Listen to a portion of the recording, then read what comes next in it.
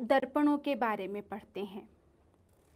ऐसे दर्पण जिनका परावर्तक पृष्ठ गोल होता है गोलीय दर्पण कहलाते हैं।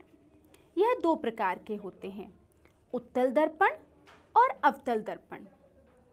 आइए बच्चों, इन्हें हम एक क्रियाकलाप से समझते हैं। बच्चों, एक बड़ी चमकदार चम्मच लीजिए। इस चम्मच की अंदरूनी सतह अवतल दर्पण की भांति कार्य करेगी और इसकी उभरी हुई बाहरी सतह उत्तल दर्पण की तरह कार्य करेगी। अब इस चम्मच के उभरे हुए गोलीय सतह के सामने, जो कि उत्तल दर्पण की तरह कार्य करता है, कोई भी एक वस्तु जैसे कि एक पेन लेकर जाएं।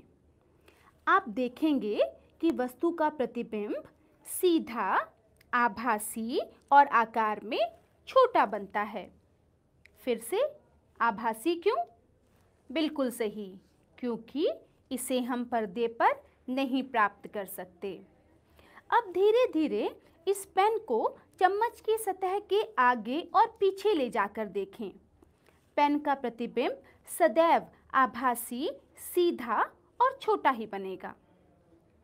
अब इस पेन की चम्मच की अंदरूनी सतह, जो कि अवतल दर्पण की तरह कार्य कर रही है, की तरफ ले जाएं। आप देखेंगे कि प्रतिबिंब उल्टा और आकार में छोटा बनता है।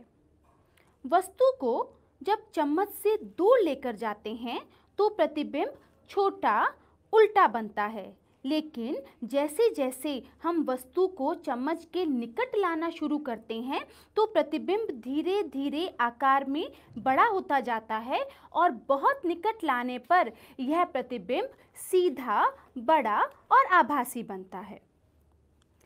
आइए बच्चों, अब हम देखते हैं कि कैसे अवतल दर्पण प्रकाश की किरणों को एक बिंदु पर केंद्रित करता है। इसके लिए हमें एक अवतल दर्पण और कागज की शीट की आवश्यकता है।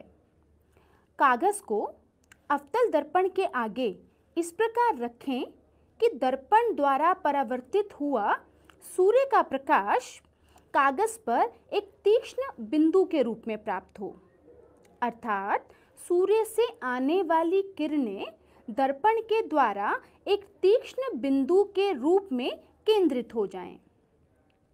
वास्तव में कागज के ऊपर यह प्रकाश का बिंदु सूर्य का वास्तविक प्रतिबिंब है। इस बिंदु को अवतल दर्पण का मुख्य फोकस भी कहा जा सकता है। आप देखेंगे कि सूर्य के प्रकाश के कारण उत्पन्न ऊष्मा से कागज जलने लग जाता है। चलिए बच्चों, अब हम